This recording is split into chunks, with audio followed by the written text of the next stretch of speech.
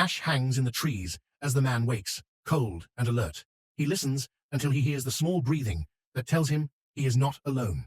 The daughter wakes under a tarp that smells of smoke and rain. She watches the man's face for any sign that today will be easier. The daughter finds a cracked sink and cups her hands under a slow drip. Even a mouthful of water feels like a prize.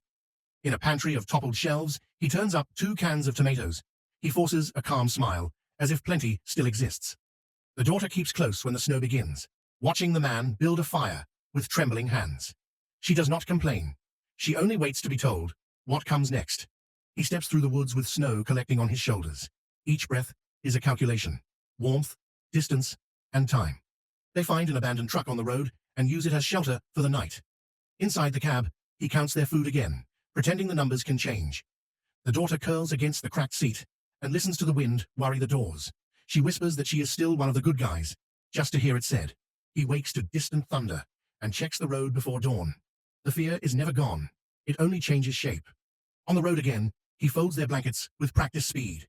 He will not let comfort make them careless. Snow deepens, and the daughter helps stack branches for a windbreak.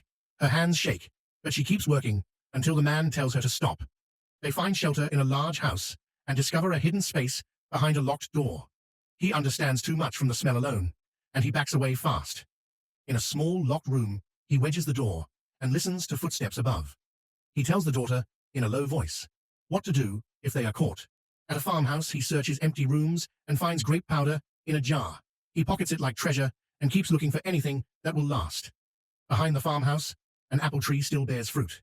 He fills his coat pockets until they sag, feeling a rare flash of triumph. He finds their cart emptied and feels a hot rush of helpless rage. He follows the tracks anyway, because giving up is not an option he allows.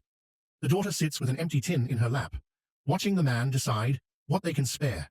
She hates the anger in the man's eyes more than the hunger. He forces the thief to leave their clothes behind and then turns away, shaking.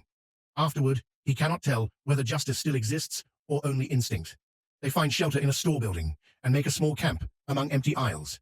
His leg is wrapped tight, and he tries to keep walking anyway. The daughter helps with the bandage, hands gentle despite the grime. She tells the man they are still carrying the fire, even if it feels small, and he never woke.